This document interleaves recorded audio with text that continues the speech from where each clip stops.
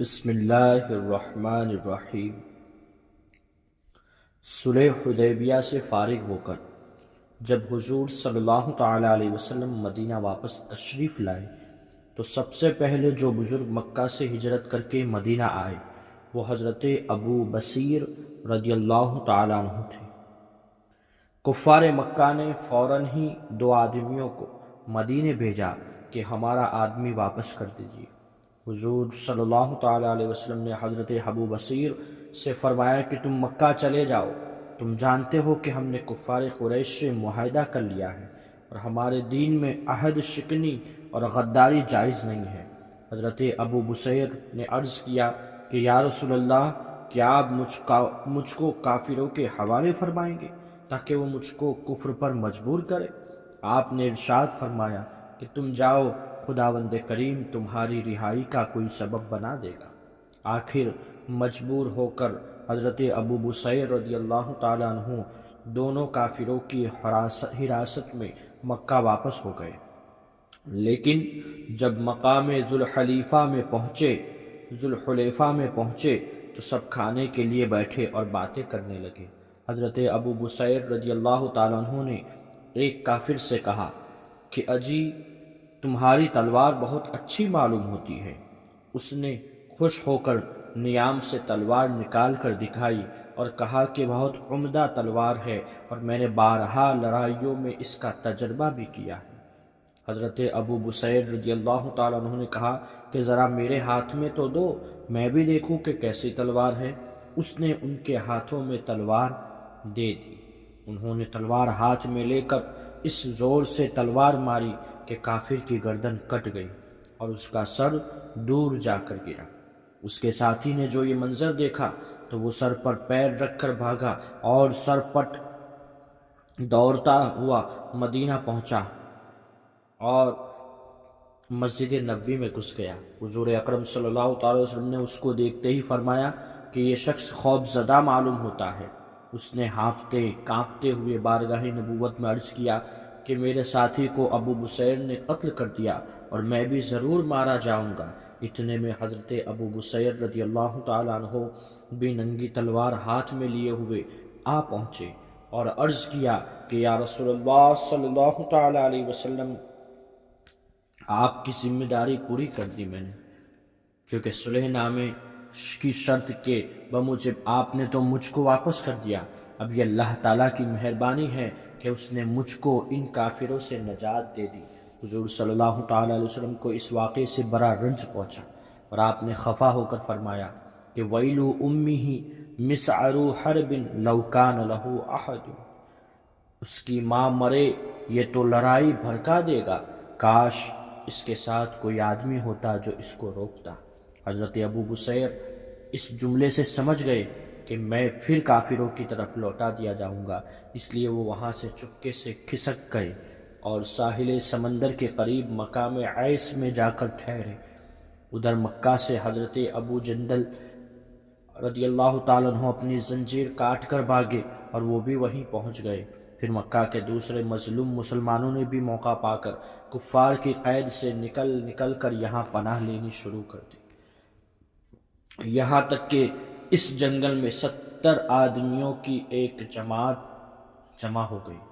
کفار قریش کے تجارتی قافلوں کا یہی راستہ تھا، جو قافلہ بھی آمد و رفت میں یہاں سے گزرتا یہ لوگ اس کو لوٹ لیتے، یہاں تک کہ کفار قریش کے ناک میں دم کر دیا۔ بلاخر کفار قریش نے خدا اور رشتہ داری کا واسطہ دے کر حضور صلی اللہ تعالی علیہ وسلم کو خط لکھا کہ ہم صلح نامے میں اپنی شرط سے باز آئے، آپ لوگوں کو ساحل سمندر سے مدینہ بلا لیجئے اور اب ہماری طرف سے اجازت ہے کہ جو مسلمان بھی مکہ سے بھاگ کر مدینہ جائے آپ اس کو مدینے میں ٹھہرا لیجئے، ہمیں اس پر کوئی اعتراض نہیں ہوگا۔ یہ بھی روایت ہے کہ قریش نے خود ابو سفیان کو مدینے بھیجا کہ ہم صلح نامہ حدیبیہ میں اپنی شرط سے دستبردار ہو گئے، لہٰذا آپ حضرت ابو بصیر کو مدینے میں بلا لے تاکہ ہمارے تجارتی قافلے ان لوگوں کے قتل و غارت سے محفوظ ہو جائے۔ چنانچہ حضور صلی اللہ تعالی علیہ وسلم نے حضرت ابو بصیر کے پاس خط بھیجا کہ تم اپنے ساتھیوں سمیت مقام عیس سے مدینے چلے آؤ، مگر افسوس کہ فرمان رسالت ان کے پاس ایسے وقت پہنچا جب وہ نزا کی حالت میں تھے۔ مقدس خط کو انہوں نے اپنے ہاتھ میں لے کر سر اور آنکھوں پر رکھا اور ان کی روح پرواز کر گئی۔ حضرت ابو جندل نے اپنے ساتھیوں کے ساتھ مل جل کر ان کی تہجیز و تکفین کا انتظام کیا اور دفن کے بعد ان کی قبر شریف کے پاس یادگار کے لیے ایک مسجد بنا دی۔ پھر فرمان رسول کے بموجب یہ سب لوگ وہاں سے آ کر مدینے میں آباد ہو گئے۔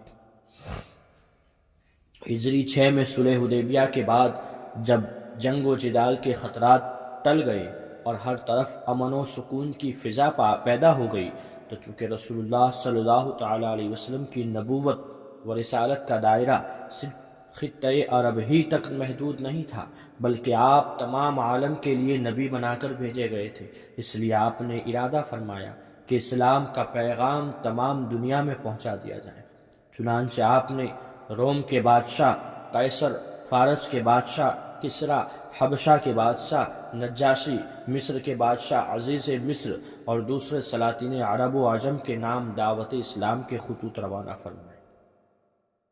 صحابہ کرام میں سے کون کون حضرات ان خطوط کو لے کر کن کن بادشاہوں کے دربار میں گئے، ان کی فہرست کافی لمبی ہے، مگر ایک ہی دن 6 خطوط لکھوا کر اور اپنی مہر لگا کر جن 6 قاصدوں کو جہاں جہاں آپ نے روانہ فرمایا، وہ اس طرح ہے کہ حضرت دحیہ کلبی ان کو ہرقل قیصر روم کے دربار میں بھیجا۔ دوسرے حضرت عبداللہ بن حذافہ ان کو خسرو پرویز شاہ ایران کے دربار میں بھیجا، اور حضرت حاتب رضی اللہ تعالیٰ عنہ ان کو مقوقس عزیز مصر کے دربار میں بھیجا۔ حضرت عمرو بن امیہ رضی اللہ تعالیٰ عنہ ان کو نجاشی بادشاہ حبشہ کے دربار میں بھیجا۔ 5ویں حضرت سلیط بن عمر رضی اللہ تعالیٰ عنہ ان کو حوزہ بادشاہ یمامہ کے دربار میں بھیجا۔ پھر حضرت شجاع بن وہب رضی اللہ تعالیٰ عنہ ان کو حارث غسانی ولی غسان کے دربار میں بھیجا۔ حارث غسانی والی غسان کے دربار میں بھیجا۔ حضرت دحیہ کلبی رضی اللہ تعالیٰ عنہ حضور صلی اللہ تعالیٰ علیہ وسلم کا مقدس خط لے کر بصرہ تشریف لے گئے اور وہاں قیصر روم کے گورنر شام حارث غسانی کو دیا۔ اس نے اس نام مبارک کو بیت المقدس بھیج دیا، کیونکہ قیصر روم ہرقل ان دونوں بیت المقدس کے دورے پر آیا ہوا تھا۔ قیصر کو جب یہ مبارک خط ملا تو اس نے حکم دیا کہ قریش کا کوئی آدمی ملے تو اس کو ہمارے دربار میں حاضر کرو۔ قیصر کے حکام نے تلاش کیا تو اتفاق سے ابو سفیان اور عرب کے کچھ دوسرے تاجر مل گئے۔ یہ سب لوگ قیصر کے دربار میں لائے گئے۔ قیصر نے بڑے تمطراق کے ساتھ دربار منعقد کیا اور تاج شاہی پہن کر تخت پر بیٹھا، اور تخت کے گرد اراکین سلطنت، بطارقہ اور احبار و رہبانہ وغیرہ صف باندھ کر کھڑے ہو گئے۔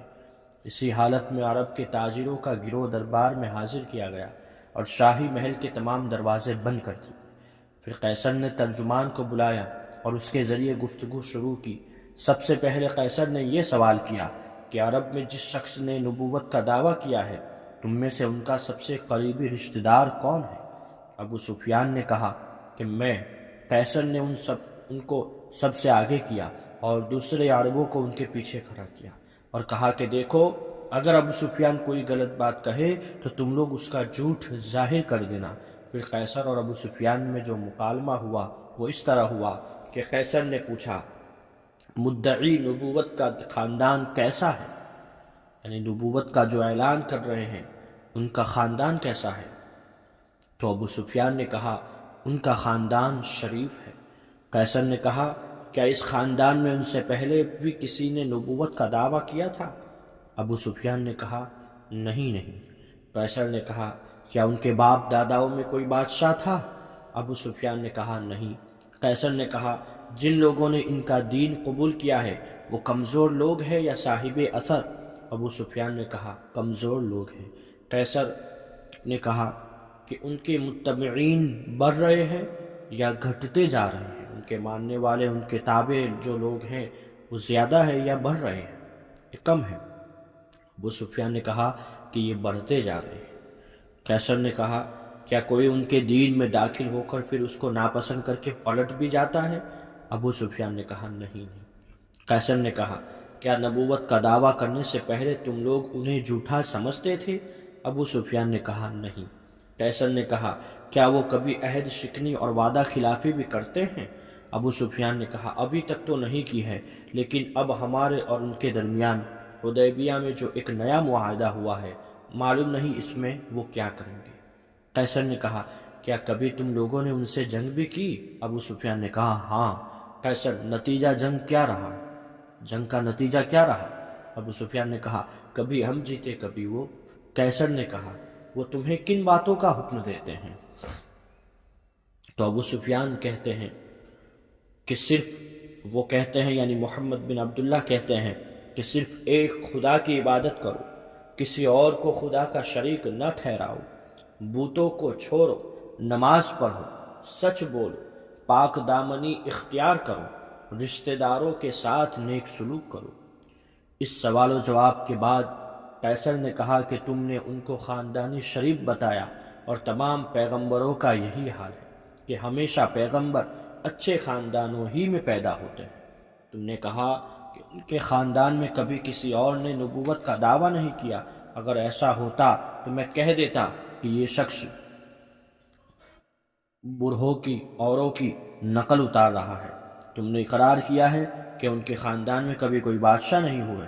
اگر یہ بات ہوتی تو میں سمجھ لیتا کہ یہ شخص اپنے آبا و اجداد کی بادشاہی کا طلبگار ہے۔ تم مانتے ہو کہ نبوت کا دعویٰ کرنے سے پہلے وہ کبھی کوئی جھوٹ نہیں بولے، تو جو شخص انسانوں سے جھوٹ نہیں بولتا بھلا وہ خدا پر کیوں کر جھوٹ باندھ سکتا ہے؟ تم کہتے ہو کہ کمزور لوگوں نے ان کے دین کو قبول کیا ہے، تو سن لو ہمیشہ ابتدا میں پیغمبروں کے متبعین مفلس اور کمزور لوگ ہی ہوتے رہے۔ تم نے یہ تسلیم کیا ہے کہ ان کی پیروی کرنے والے بڑھتے ہی جا رہے ہیں، تو ایمان کا معاملہ ہمیشہ ایسا ہی رہا ہے کہ اس کے ماننے والوں کی تعداد ہمیشہ بڑھتی ہی جاتی ہے۔ تم کو یہ تسلیم ہے کہ کوئی ان کے دین سے پھر کر مرتد نہیں ہو رہا ہے، تو تمہیں معلوم ہونا چاہیے کہ ایمان کی شان ایسی ہی ہوا کرتی ہے کہ جب اس کی لذت کسی کے دل میں گھر کر لیتی ہے تو پھر وہ کبھی نکل نہیں سکتی۔ تمہیں اس کا اعتراف ہے کہ انہوں نے کبھی کوئی غداری اور بدعہدی نہیں کی، تو رسولوں کا یہی حال ہوتا ہے کہ وہ کبھی کوئی دغا فریب کا کام کرتے ہی نہیں۔ تم نے ہمیں بتایا کہ وہ خدائے واحد کی عبادت، شرک سے پرہیز، بت پرستی سے ممانعت، پاک دامنی، صلہ رحمی کا حکم دیتے ہیں۔ تو سن لو کہ تم نے جو کچھ کہا ہے اگر یہ صحیح ہے تو وہ عنقریب اس جگہ کے مالک ہو جائیں گے جہاں اس وقت میرے قدم ہے، اس جگہ کے وہ مالک ہو جائیں گے۔ اور میں جانتا ہوں کہ ایک رسول کا ظہور ہونے والا ہے، مگر میرا یہ گمان نہیں تھا کہ وہ رسول تم عربوں میں سے ہوگا۔ اگر میں یہ جان لیتا کہ میں ان کی بارگاہ میں پہنچ سکوں گا تو میں تکلیف اٹھا کر وہاں تک پہنچتا، اور اگر میں ان کے پاس ہوتا تو میں ان کا پاؤں دھوتا، ان کے قدم کو دھوتا۔ قیصر نے اپنی اس تقریر کے بعد حکم دیا کہ رسول اللہ صلی اللہ تعالی علیہ وسلم کا خط پڑھ کر سنایا جائے۔ پھر اس کی بارگاہ میں اس خط کو سنایا گیا، اور نامہ مبارک سنایا گیا، جس کی عبارت اس طرح تھی، جس کا مفہوم ترجمہ یہ ہے کہ شروع کرتا ہوں میں اللہ کے نام سے جو بڑا مہربان اور نہایت رحم فرمانے والا۔ اللہ کے بندے اور رسول محمد صلی اللہ تعالی علیہ وسلم کی طرف سے یہ خط ہرقل کے نام ہے جو روم کا بادشاہ ہے۔ اس شخص پر سلامتی ہو جو ہدایت کا پیرو ہے۔ اس کے بعد میں تجھ کو اسلام کی دعوت دیتا ہوں، تو مسلمان ہو جا، تو سلامت رہے گا، خدا تجھ کو دگنا ثواب دے گا، اور اگر تو نے روگردانی کی تو تیری تمام رعایا کا گناہ تجھ پر ہوگا۔ اے اہل کتاب، ایک ایسی بات کی طرف آؤ جو ہمارے اور تمہارے درمیان یکساں ہے، اور وہ یہ ہے کہ ہم خدا کے سوا کسی کی عبادت نہ کریں، اور ہم میں سے بعض لوگ دوسرے بعض لوگوں کو خدا نہ بنائیں، اور اگر تم نہیں مانتے تو گواہ ہو جاؤ کہ ہم مسلمان ہیں۔ قیصر نے ابو سفیان سے جو گفتگو کی، اس سے اس کے درباری پہلے ہی انتہائی برہم اور بیزار ہو چکے تھے۔ اب یہ خط سنا، پھر جب قیصر نے ان لوگوں سے یہ کہا کہ اے جماعت روم، اگر تم اپنی فلاح اور اپنی بادشاہی کی بقا چاہتے ہو تو اپنی اس نبی کی بیعت کرو، تو درباریوں میں سے اس قدر ناراضگی اور بیزاری پھیل گئی کہ وہ لوگ جنگلی گدھوں کی طرح بدک بدک کر دربار سے دروازوں کی طرف بھاگنے لگے، مگر چونکہ تمام دروازے بند تھے اس لیے وہ لوگ باہر نہ نکل سکے۔ جب قیصر نے اپنے درباریوں کی نفرت کا یہ منظر دیکھا تو وہ ان لوگوں کے ایمان لانے سے مایوس ہو گیا، اور اس نے کہا کہ ان درباریوں کو بلاؤ۔ جب سب آ گئے تو قیصر نے کہا کہ ابھی میں نے تمہارے سامنے جو کچھ کہا، اس سے میرا مقصد تمہارے دین کی پختگی کا امتحان لینا تھا۔ میں نے تو دیکھ لیا کہ تم لوگ اپنے دین میں بہت پکے ہو۔ یہ سن کر تمام درباری قیصر کے سامنے سجدے میں گر پڑے، اور ابو سفیان وغیرہ دربار سے نکال دیے گئے، اور دربار برخواست ہو گیا۔ چلتے وقت ابو سفیان نے اپنے ساتھیوں سے کہا کہ اب یقیناً ابو قبشہ کے بیٹے محمد کا معاملہ بہت بڑھ گیا، دیکھ لو رومیوں کا بادشاہ ان سے ڈر رہا ہے۔ قیصر چونکہ تورات و انجیل کا ماہر اور علم نجوم سے واقف تھا، اس لیے وہ نبی آخر الزماں کے ظہور سے باخبر تھا، اور ابو سفیان کی زبان سے حالات سن کر اس کے دل میں ہدایت کا چراغ روشن ہو گیا تھا، مگر سلطنت کی لالچ اور ہرس کے ہوس کی آندھیوں نے اس چراغ ہدایت کو بجھا دیا، اور وہ اسلام کی دولت سے محروم رہ گیا۔ تقریباً اسی مضمون کے خطوط دوسرے بادشاہوں کے پاس بھی حضور صلی اللہ تعالیٰ علیہ وسلم نے روانہ فرمائے۔ شہنشاہ ایران خسرو پرویز کے دربار میں جب نامہ مبارک پہنچا تو صرف اتنی سی بات پر اس کے غرور اور گھمنڈ کا پارا اتنا چڑھ گیا کہ اس نے کہا کہ اس خط میں محمد نے میرے نام سے پہلے اپنا نام کیوں لکھا؟ یہ کہہ کر اس نے فرمان رسالت کو پھاڑ ڈالا اور پرزے کر کے خط کو زمین پر پھینک دیا۔ جب حضور صلی اللہ تعالیٰ علیہ وسلم کو یہ خبر ملی تو آپ نے فرمایا کہ مزق کتابی مزق اللہ ملکہ، اس نے میرے خط کو ٹکڑے ٹکڑے کر ڈالا، خدا اس کی سلطنت کو ٹکڑے ٹکڑے کر دے۔ چنانچہ اس کے بعد ہی خسرو پرویز کو اس کے بیٹے شرویہ نے رات میں سوتے ہوئے اس کا شکم پھاڑ کر اس کو قتل کر دیا، اور اس کی بادشاہی ٹکڑے ٹکڑے ہو گئی، یہاں تک کہ حضرت امیر المؤمنین عمر فاروق اعظم رضی اللہ تعالیٰ عنہ کے دور خلافت میں یہ حکومت صفحہ ہستی سے مٹ گئی۔ نجاشی بادشاہی حبشہ کے پاس جب فرمان رسالت پہنچا تو اس نے کوئی بے ادبی نہیں کی۔ اس معاملے میں مورخین کا اختلاف ہے کہ اس نجاشی نے اسلام قبول کیا یا نہیں، مگر مواہب لدنیہ میں لکھا ہوا ہے کہ یہ نجاشی جس کے پاس اعلان نبوت کے 5ویں سال مسلمان مکہ سے ہجرت کر کے گئے تھے، اور ہجری 6 میں جس کے پاس حضور نے خط بھیجا، اور ہجری 9 میں جس کا انتقال ہوا، اور مدینہ میں حضور صلی اللہ علیہ وسلم نے جس کی غائبانہ نماز جنازہ پڑھائی، اس کا نام اسحمہ تھا، اور یہ بلا شبہ مسلمان ہو گیا تھا۔ لیکن اس کے بعد جو نجاشی تخت پر بیٹھا، اس کے پاس بھی حضور صلی اللہ علیہ وسلم نے اسلام کا دعوت نامہ بھیجا تھا، مگر اس کے بارے میں کچھ معلوم نہیں ہوتا کہ اس نجاشی کا نام کیا تھا اور اس نے اسلام قبول کیا یا نہیں۔ مشہور ہے کہ یہ دونوں مقدس خطوط اب تک سلاطین حبشہ کے پاس موجود ہیں، اور وہ لوگ اس کا بے حد ادب و احترام کرتے ہیں۔ واللہ تعالی عالم۔ مدارج النبوت میں یہ لکھا ہے۔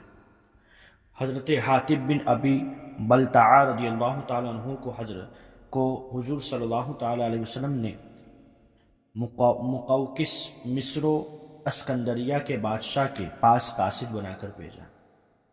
مصر کے بادشاہ یہ نہایت ہی اخلاق کے ساتھ قاصد سے ملا اور فرمان نبیوں کو بہت ہی تعظیم و تکریم کے ساتھ پڑھا، مگر مسلمان نہیں ہوا۔ ہاں، حضور صلی اللہ تعالی علیہ وسلم کی خدمت میں چند چیزوں کا تحفہ بھیجا۔ 2 لونڈیاں، ایک حضرت ماریہ قبطیہ تھی اور جو حضور صلی اللہ علیہ وسلم کے حرم میں داخل ہوئی اور انہی کے شکم مبارک سے حضور کے فرزند حضرت ابراہیم رضی اللہ تعالیٰ عنہ پیدا ہوئے۔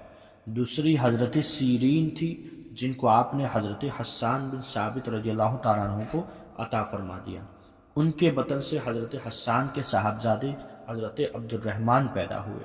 ان دونوں لونڈیوں کے علاوہ ایک سفید گدھا جس کا نام یعفور تھا، ایک سفید کھچر جو دلدل کہلاتا تھا، 1000 مسکال سونا، ایک غلام، کچھ شہد، کچھ کپڑے بھی تھے۔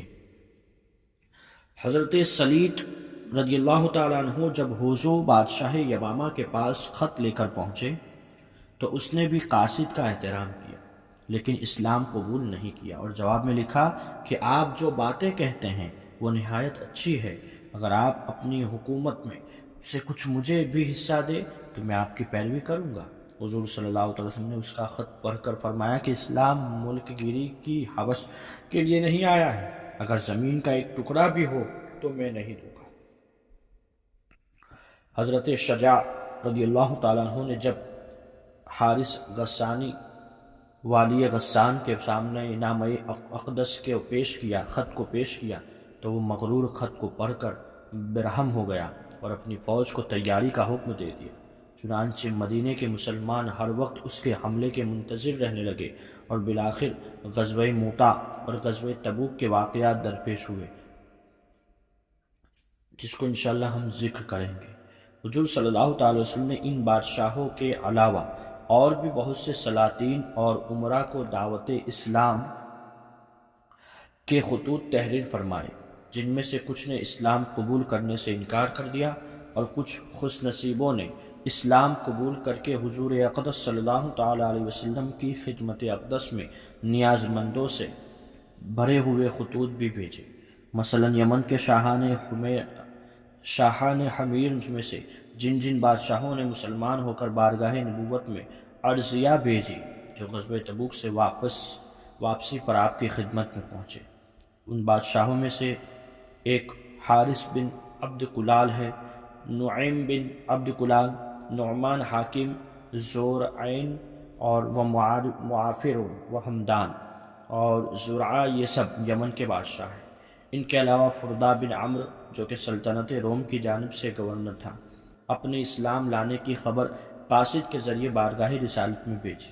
اس طرح بازان جو بادشاہ ایران کسریٰ کی طرف سے صوبہ یمن کا صوبے دار تھا، اپنے دونوں بیٹوں کے ساتھ مسلمان ہو گیا اور ایک عرضی تحریر کر کے حضور صلی اللہ علیہ وسلم کو اپنے اسلام کی خبر دی۔ ان سب کا مفصل تذکرہ سیرت ابن ہشام و زرقانی و مدارج النبوہ وغیرہ میں موجود ہے، آپ دیکھ سکتے ہیں۔ انشاءاللہ تعالی اس کے بعد آگے ذکر کیا جائے گا۔ تب تک کے لیے جزاک اللہ خیر۔ السلام علیکم ورحمۃ اللہ وبرکاتہ۔